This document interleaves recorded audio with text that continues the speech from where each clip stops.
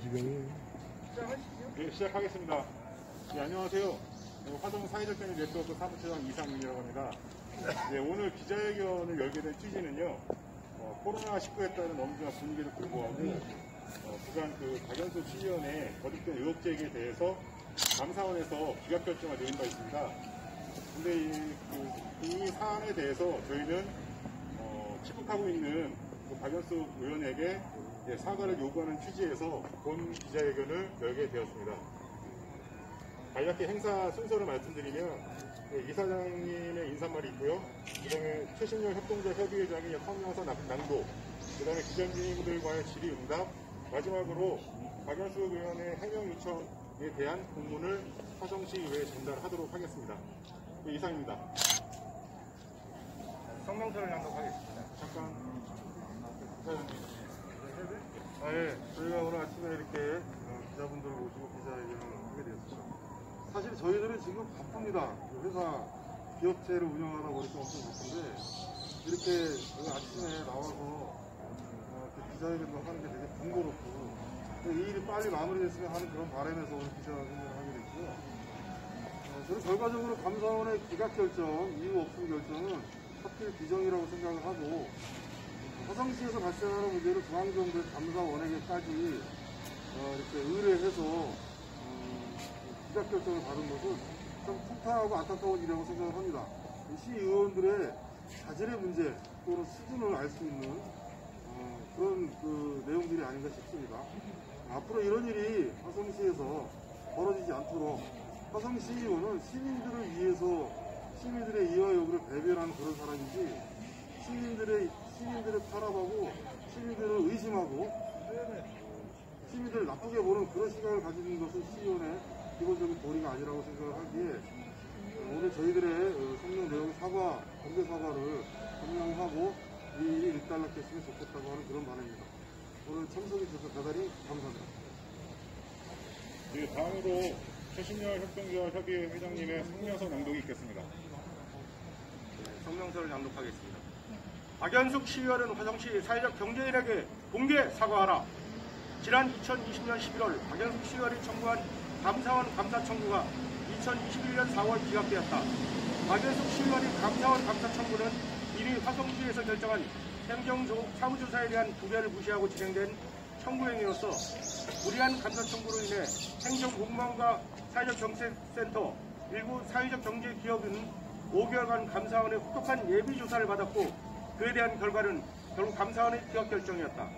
그럼에도 불구하고 박연숙 시의원은 의회 발언을 통해 감사원이 기각 결정을 부정한 듯한 태도를 취함으로써 사태의 해결보다는 계속된 의혹 제기를 하고 있는 것이다.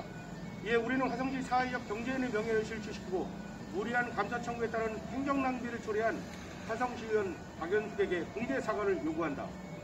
박연숙 시의원은 그동안 적법한 절차에 따라 진행되었던 화성시 사회적 경제 융자 사업을 부조리로 규정하였고 다수의 화성시 사회적 경제 기업이 모여 만든 사단법인 화성 사회적 경제 네트워크 회원사라는 이유만으로 특혜를 받았다고 주장하였으며 심지어 일부 기업이 금융 정보를 공개하여 기업의 신뢰도를 훼손하는 등 화성시 사회적 경제인을 잠재적 범죄자로 규정하였다. 이에 대하여 감사원은 박연숙 시의원의 청구는 명확한 증거 없이 추정에 의한 주장이어서 감사의 필요성이 없다고 밝히고 청구 내용 모두 기각에 해당하는 종결 처리를 하였다. 가히 사필 규정이라 아니할 수 없다. 시의원이 잘못된 행정에 대해 살펴보는 것은 시의원의 고유 권한이다. 그러므로 시의원의 이 길을 제의하고 감사를 요구하는 것은 시의원의 당연한 업무이다. 단 시의원의 의정활동은 합리적 근거에 기반하여 적법한 절차에 따라 진행되어야 한다. 그러나 박 의원은 공개된 자리에서 근거 없는 주장을 계속함으로써 사회적 경제를 영위하는 시민들을 잠재적 범죄자로 몰아갔고 그에 대한 반론을 제기하자 박 의원은 큰 의혹이 있는 양 행정사무조사까지 발의하였으나 이미 화성시의회는 적법 절차에 따라 행정사무조사권을 구별시킨 바 있다. 그럼에도 불구하고 박연숙 시의원은 감사원에 같은 사안을 청구하였고 그에 대해 결국 감사원에서도 기각 결정을 내렸다는 점은 화성시 의회와 감사원이 박 의원의 주장에 대한 근거 없음을 인정하는 것이다. 그러나 박 의원은 화성시의회의 결정을 감사원의 결정 취지를 받아들이지 않고 인정하지 않는 듯한 발언을 계속하고 있다는 점에서 우리는 우려하지 않을 수 없다.